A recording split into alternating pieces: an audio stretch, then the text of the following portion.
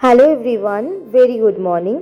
এই ভিডিওটা আমার পুরনো বাড়ির শেষ ভিডিও বলতে পারো। এই ভিডিও ফুটেজগুলো আমার কাছে ছিল, তোমাদের সাথে আমি শেয়ার করে উঠতে পারিনি। এই ভিডিওটা যেদিন আমি বাড়ি ছেড়ে আসি তার ঠিক দুদিন আগেকার ভিডিও। সেদিন আমি আর জিৎ মিলে বেশ কিছু রান্না বান্না করে খাওয়া দাওয়া করেছিলাম। তার মধ্যে আলু পেঁয়াজকলি ভাজা, এঁচোড় মেটে চর্বি দিয়ে, আর খাসির মাংস।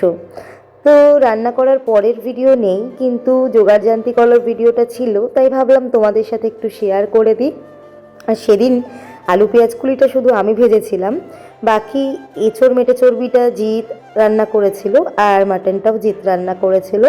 খুবই ভালো হয়েছিল। ফুটেজটা থাকলে ভালো হতো, তোমাদের সাথে শেয়ার করতাম। যাক, এটাই শেয়ার করে দিলাম। হ্যাঁ, এই বাড়িতে আমরা ভাড়া থাকতাম গত 3 বছর ধরে। আজকে এই বাড়িতে আমাদের শেষ দিন, শেষ সকাল। যেদিন যেদিন রাতে ঘুম হতো না বা সকালে অনেক তাড়াতাড়ি উঠে যেতাম, সেদিন সেদিন এই জানলাটা খুলতাম এই ভোরের অপরূপ সৌন্দর্যটাকে দেখার জন্যে। আমার এটা পূর্ব দিক। এই পূর্ব দিক থেকে ভিউটা কিন্তু খুব সুন্দর লাগে।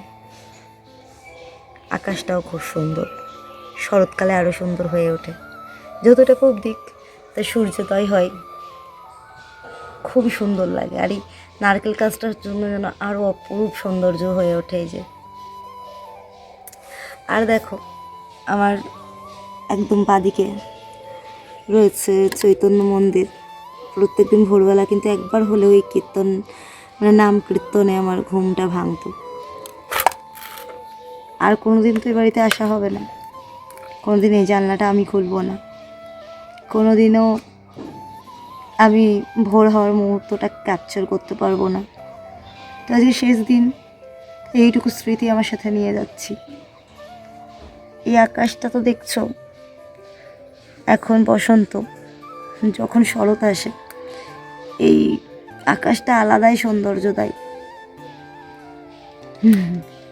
আর এই হলো আমাদের বাড়ি ছেড়ে আসার একদম শেষ মুহূর্তের ভিডিও। সব কিছু কীরকম ছড়িয়ে ছিটিয়ে রয়েছে, খোলা পড়া রয়েছে। এর থেকে বেশি ফুটেজ আমার নেওয়ার মতো ক্ষমতা আর ছিল না। তো চলো, টাটা।